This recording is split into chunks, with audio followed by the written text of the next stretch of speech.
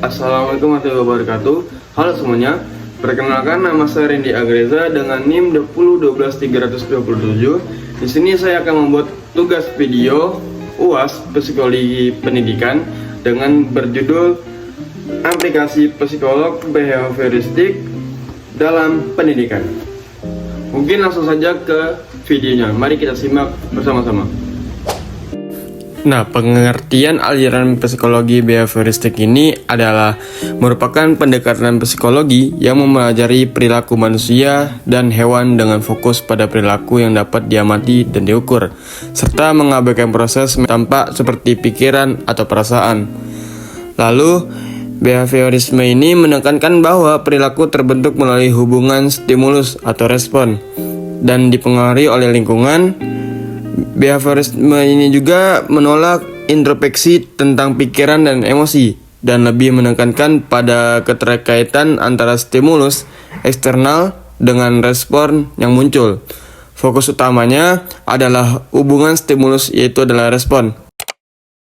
Lalu selanjutnya, implikasi psikologi behavioristik terhadap pendidikan, yaitu adalah menekankan terbentuknya perilaku yang terlihat sebagai hasil dari pembelajaran. Dalam teori ini, hubungan antara stimulus dan respon menjadi model yang penting, di mana siswa dianggap sebagai individu yang pasif dalam proses pembelajaran. Lalu, perilaku siswa juga yang kuat dapat muncul ketika diberi penguatan, sementara perilaku tersebut dapat menghilang jika dikenai hukuman.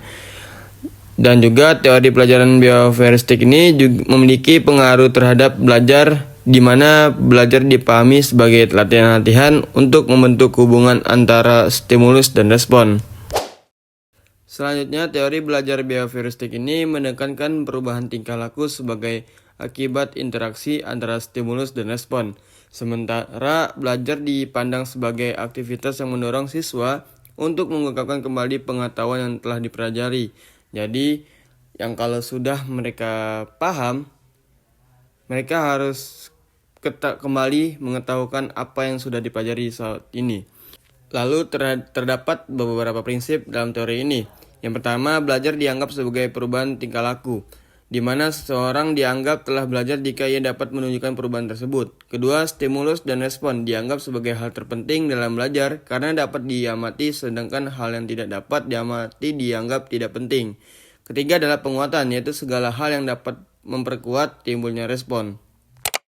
Nah, kesimpulannya, aliran psikologi behavioristik ini merupakan pendekatan psikologi yang mempelajari perilaku manusia dan hewan dengan fokus pada perilaku yang dapat diamati dan diukur, serta mengabaikan proses mental yang tidak tampak seperti pikiran atau perasaan.